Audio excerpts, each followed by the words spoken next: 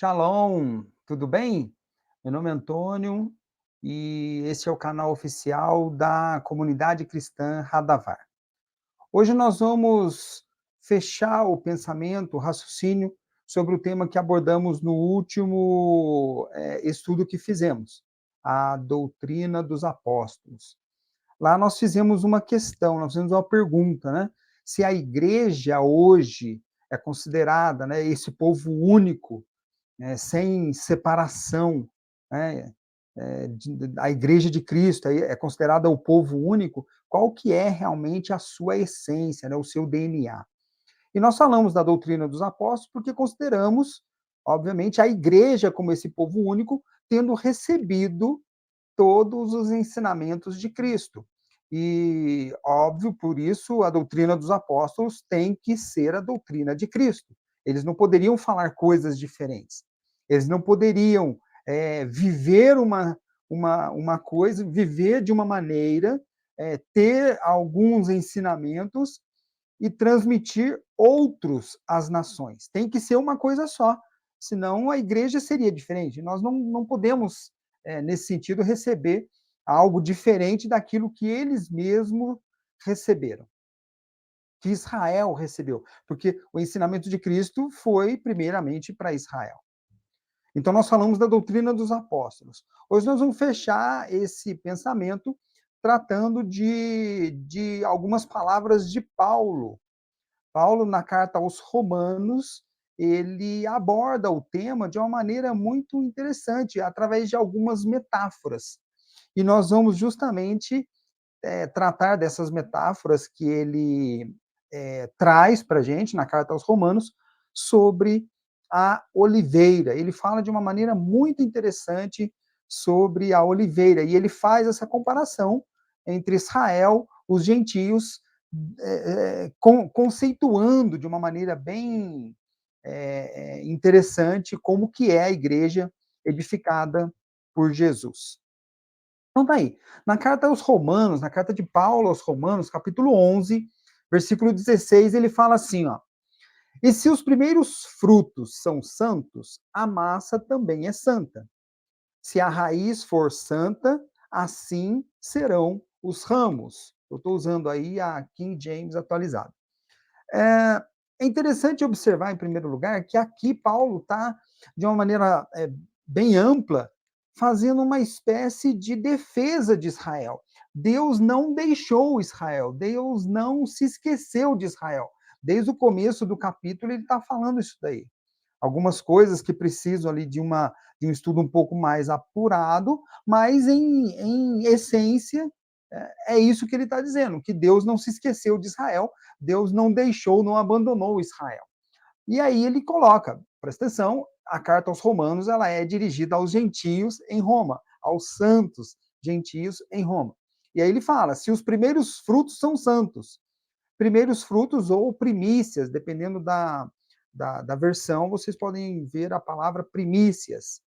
Aí ele fala, se os primeiros frutos são santos, a massa também é santa. O que, que é isso? Né? O que, que ele está falando de primeiros frutos ou o que, que ele está falando de primícia? Na realidade, Paulo aqui ele está abordando um tema que vem lá do livro de Números. Eu vou colocar aqui, ó, vou adiantar aqui para a gente ver. Ó.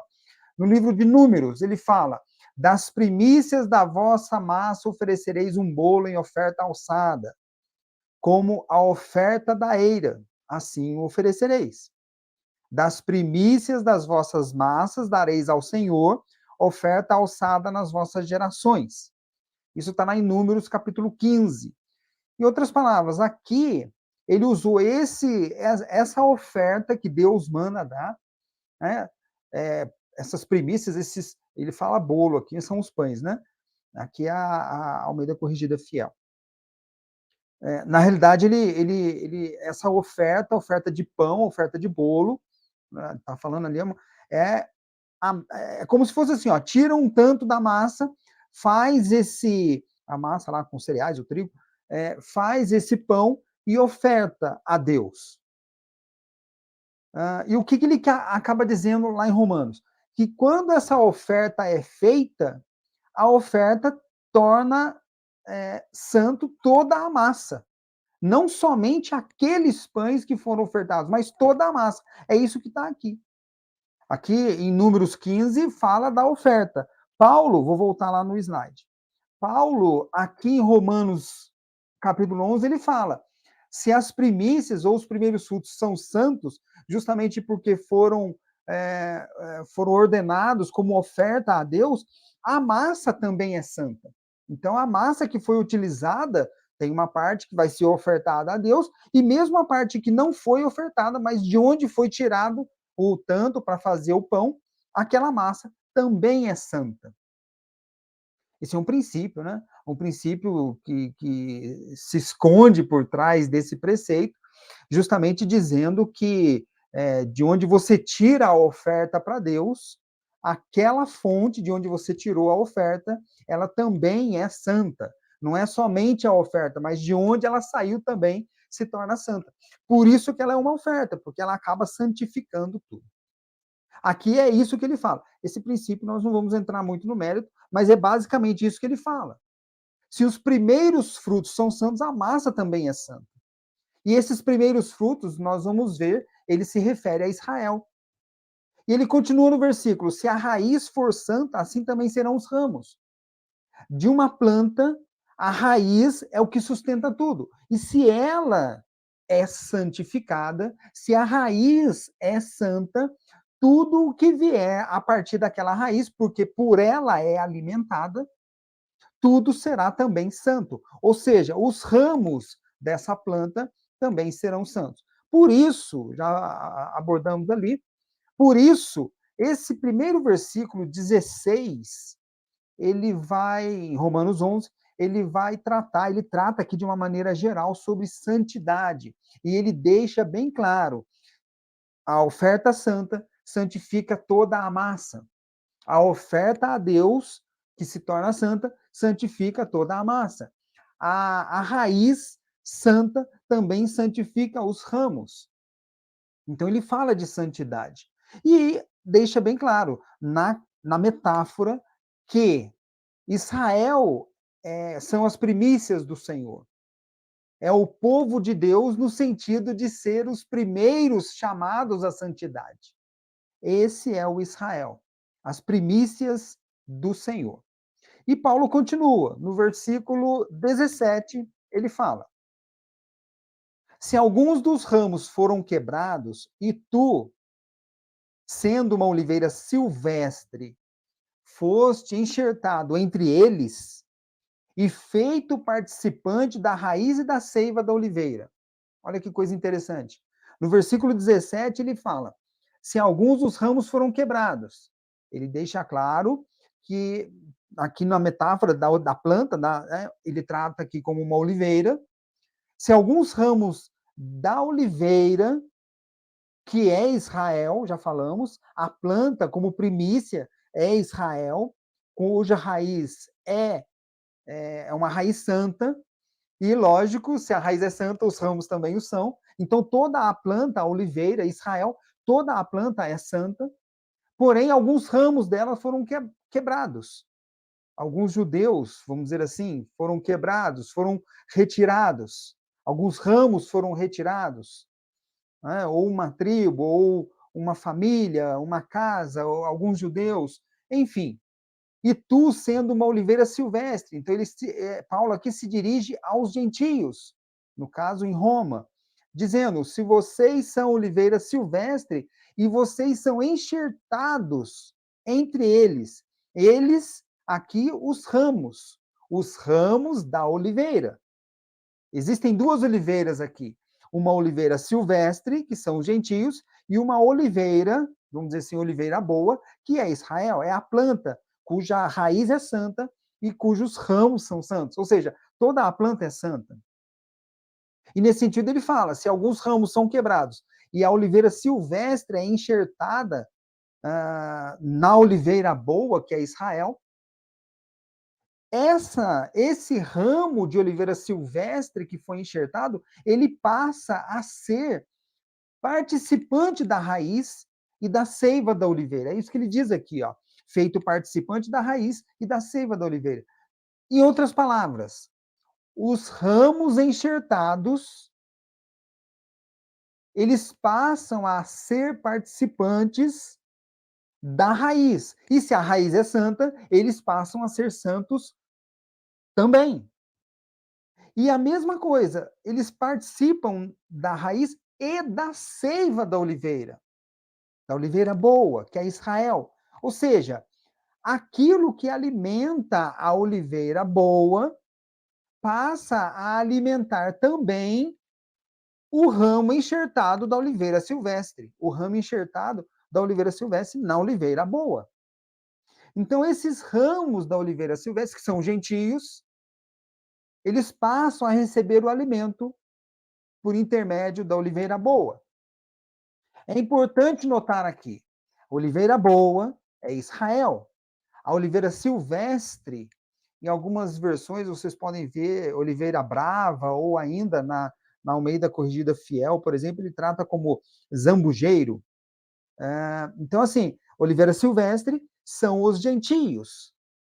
Os gentios são enxertados em Israel.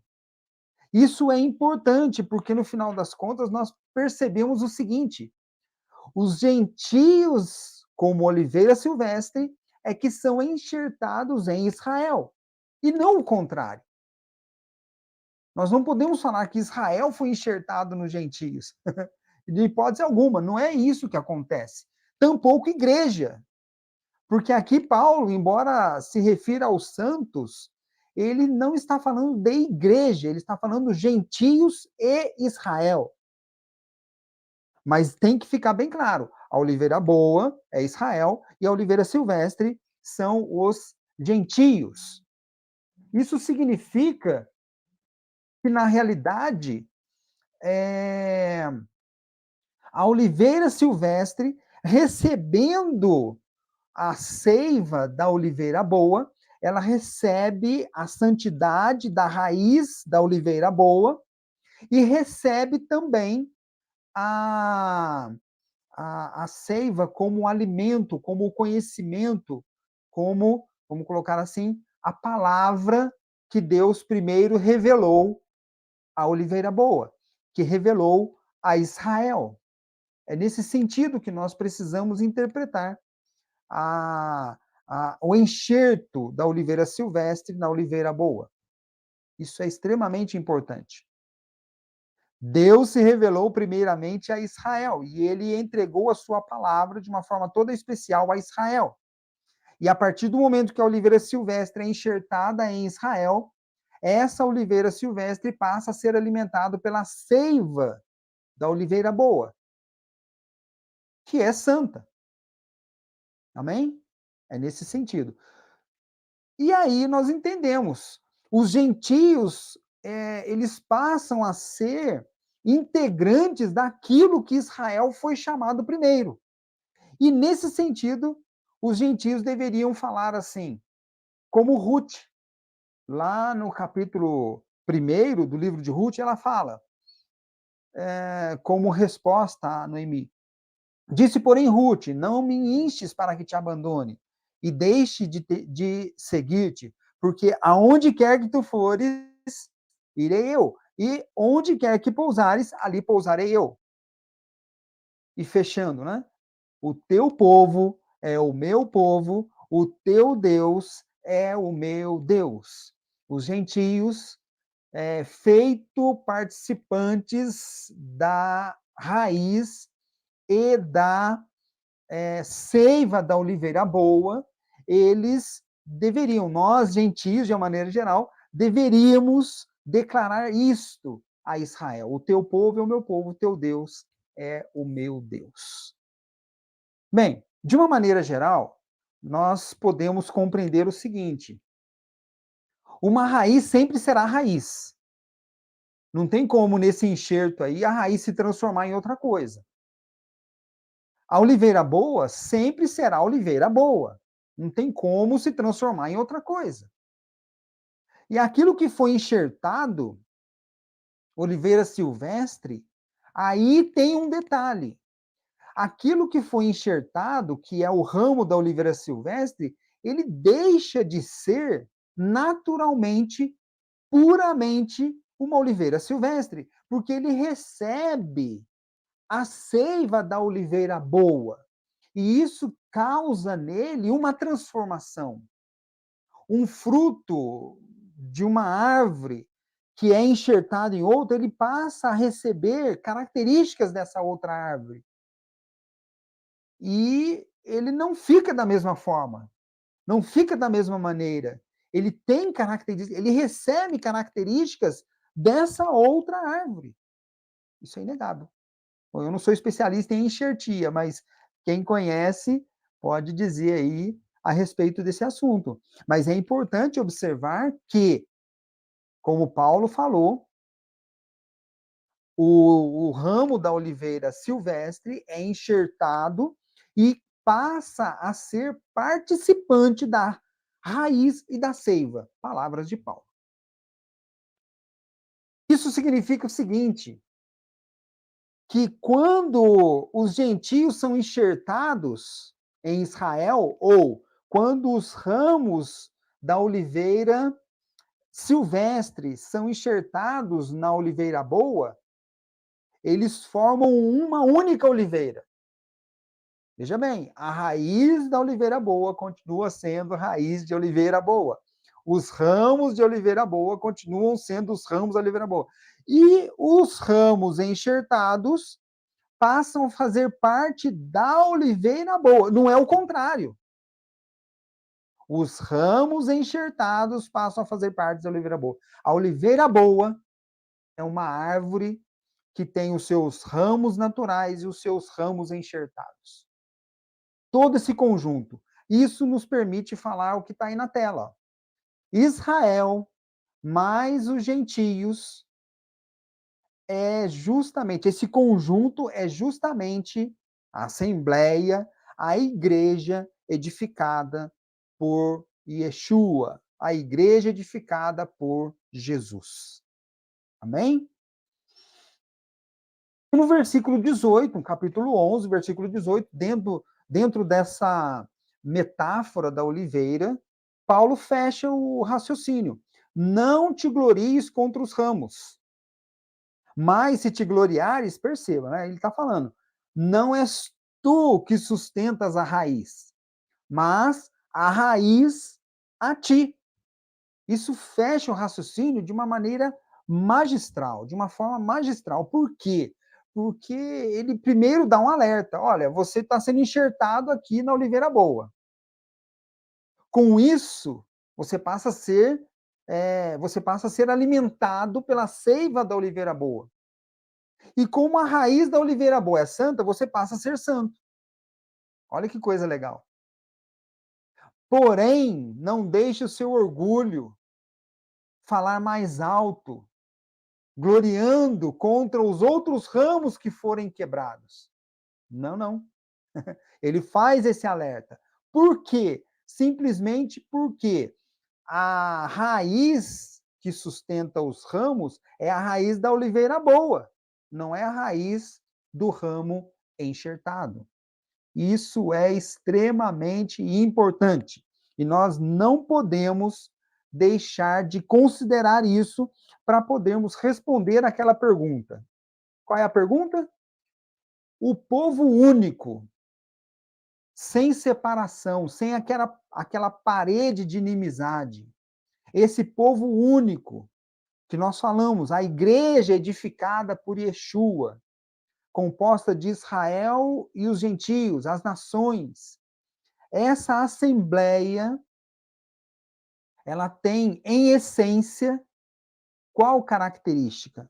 Qual é a característica dessa assembleia, dessa igreja, dessa eclésia edificada por Jesus? Aquela que ele falou para Pedro, sobre esta pedra edificarei a minha igreja. Ele edificou, ele edificou. Ele enviou os apóstolos, nós falamos no estudo anterior, ele enviou os apóstolos para que eles transmitissem às nações, apóstolos judeus, apóstolos que pertenciam à oliveira boa. Portanto, eles foram levar da seiva da oliveira boa para as nações. qual é a essência, qual é o DNA dessa igreja? O que que você acha? Nós precisamos perceber que os ramos, nós gentios, como ramos da oliveira silvestre, enxertados na oliveira boa, passamos a receber e continuamente deveríamos ter recebido a seiva da raiz santa, que é da oliveira boa. E assim nós vamos descobrir qual é a nossa essência, a nossa que eu me refiro, a essência dessa igreja edificada por Jesus, a essência dessa igreja, dessa eclésia que é edificada por Jesus. E aí, óbvio, eu não preciso responder. Você, se você acompanhou o nosso estudo, eu acho que você mesmo tem condições de responder qual é a característica, qual é a essência da igreja edificada por Jesus, qual é o DNA da igreja edificada por Jesus. Amém? Comente aí com a gente. É isso. Esse é o nosso estudo de hoje. Uma ótima semana para você. Fica com Deus. Shalom.